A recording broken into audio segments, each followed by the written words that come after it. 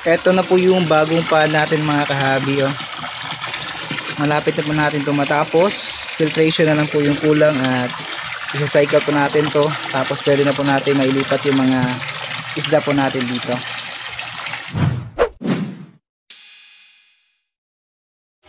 Good day po sa inyo lahat, sa lahat po ng mga kahabi natin dyan, and welcome back to another video. So for today's video mga kahabi, gagawin na po natin yung part 2 nung pagbuo natin ng ating bagong koi pan kung saan natin ililipat yung ibang mga koi po natin. At ito nga po pala yung ating grooming pan. Dito po natin ginugroom yung mga isda po natin, kagaya po nitong Shiro na 1 month na po natin ginugroom.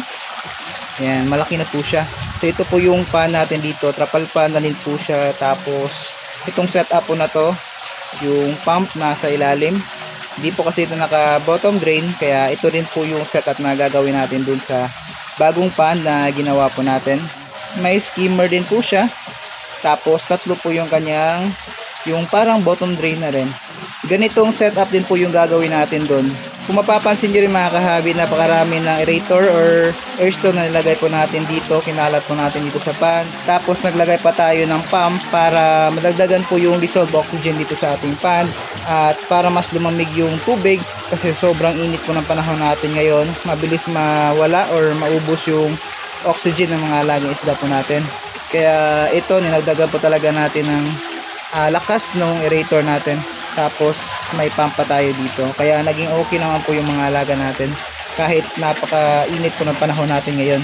Malaking tulong din na naglagay po tayo ng shade dito sa roofing nya para ma-minimize yung init. Sobrang init po talaga mga kahabi, kaya binalik na po natin yung shade natin, hindi na po siya naka-open. Ito yung ating pan, tapos yung taas nya, ayan, may shade po siya. Tapos nilagyan pa po natin itong extra na yan, tela para di gaano tumagos yung sikat ng araw dito sa pan natin. Pero may mga area na tinatamaan pa din. Katabi nitong pan natin, itong bagong gawa nating trapal pan dito. Ito po yung frame nya, natapos na po natin to sa last video. Tapos ito po yung in-add natin, yung mga may butas guys na baka maipit yung mga trapal natin. Nilagyan ko po nito yung sinabi ko sa inyong sealant. Yan po siya, nabili na po natin to online, yung pang aquarium, pero color black lang po siya. Yan, nilagyan ko po yung mga butas o yung mga area na possible na ma-damage yung trapal na ilalagay natin. Yan, okay po siya kasi rubberized, tapos yan, nakaka-seal po talaga siya. Ngayon mag-install na po tayo ng trapal, at yung trapal na gagamitin natin, eto na po muna laminated sack yung gagamitin natin. Tapos bumili din po tayo ng itong transparent na plastic pang lagay natin dun sa roofing natin, at itong fiber fill.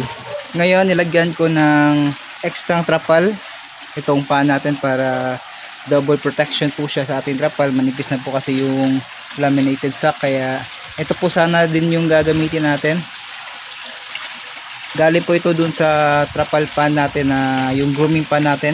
Ito din po sana yung gagamitin natin, yung pinakamanipis na Maruyama, pero yun nga, medyo mahal po siya, kaya yung laminated sack na lang po muna yung gagamitin natin. Matibay din naman po yun, depende din po sa paggawa ng frame.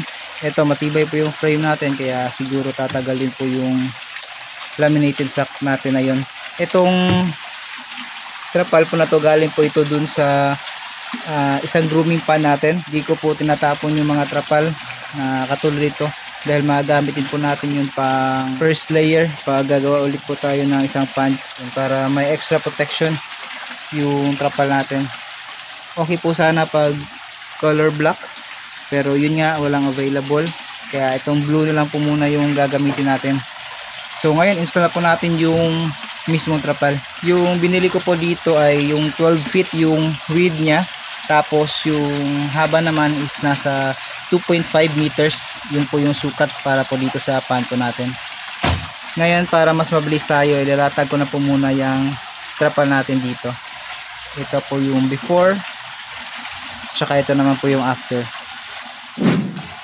Eto guys, para maging sure po muna tayo, para walang tension sa pan natin. Baka may area po kasi na ma-stretch masyado pag naglagay na po tayo ng tubig at pinako po natin. Ngayon maglalagay na po muna tayo ng tubig para sure po tayo na lalapat talaga yung trapal natin dun sa mismong pader po natin para walang tension sa trapal, para di po siya ma-stretch at baka mabutas po siya. Maglalagay po muna ako ng tubig para ma-sure po natin na nakalapat talaga yung trapal sa pader at saka dito sa floor at gilid ng bawat pader natin, para maiwasan na mabutas po yung trapal natin. Itong area na to yung mahirap kasi naka po yan dyan, hindi po siya talagang yung straight lang po siya, pero gagawa natin yan ng paraan. Lalagyan ko na po muna ng tubig. Good day po ulit sa inyo lahat mga kahabi. Ngayon day 2 po tayo at ito na po yung nangyari dito sa ating pan. Nalagyan ko na po siya ng tubig kahapon at ito clear na po yung tubig natin. Naglagay na lang po muna ako ng temporary or pangsala ng mga dumi. Yan po siya. Kasi pag di po natin to nilagyan ng pump or finilter po yung tubig, magwa-white po siya, yung mga water stain. Same po dito sa isang pan natin, yung color white po na yan. Di po kasi natin nalagyan agad ng filter, kaya yun, nagpuputi-puti siya yung mga dumi ng tubig o yung mga water stain. Kumapit po dito sa pader natin at mukhang gutom na itong mga alaga natin. Pakainin po muna natin.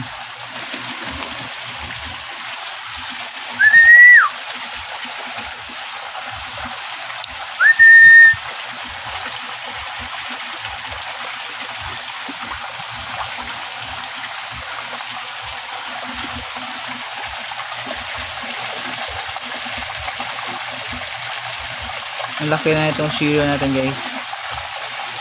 So yun, balik tayo dito sa pan. Ito na po yung itsura niya ngayon. Di pa natin sinicure itong mga area na to, pero yan, dito na po tayo medyo nahirapan yung pagtupi-tupi natin dyan kasi naka po yan pero yun, nagawa naman natin ng paraan at malinis naman po yung pagkakatupi natin. Yun po yung isa sa pinaka-importante para malinis po siya tignan. Yun, dito sa gilid. Color block din po sana yung gagamitin natin trapal dito, pero yun nga, walang available na laminated sack na color block, kaya itong blue na lang yung nilagay natin. Pero mukhang okay naman siya tignan. Dito blue yung pan, tapos katabi niya itong black na pan natin. Nilagyan na rin po natin to ng tubig para makapag leak test po tayo kung may mga leak po ba or yun nga, may tagas po ba siya. Pero yun, okay naman. Naglagay tayo ng markings dito, tapos di naman bumaba yung tubig, kaya goods na itong trapal natin. Pupunuan pa natin to ng tubig mga hanggang dito po ata. Dito po yung 2 feet nya, para medyo malalim naman po yung pan natin at makagalaw ng maayos yung mga isda natin dito. Sa next video po natin mga kahabi, gagawa na po tayo ng filtration system nitong pan po natin na to, para pag nakapaglagay na po tayo ng filtration system, cycle po natin yung tubig at yun, lipat na po natin yung mga isda po natin dito. Goods po siya dito guys kasi naarawan na po siya. Yan. Kaya mas magiging healthy po yung mga alaga isda natin dito. Tapos mas madalas nyo rin po sila makikita dahil katabi na lang po ito nitong ating main pan o itong grooming pan natin. Kaya pag gumagawa tayo ng video dito, mahagip natin or makikita na po itong mga isda po natin dito. At yun, baka bumili din po tayo ng ibang isda para panglagay po natin sa pan na to kasi medyo malaki din po siya. So ayun dito na po muna yung update natin mga kahabi. And sa susunod na video, kita-kita po tayo, gagawa po tayo ng filtration setup nito. At yun dito na po muna mga kahabi. Maraming salamat sa panonood and see you ulit sa susunod na video. Fish out!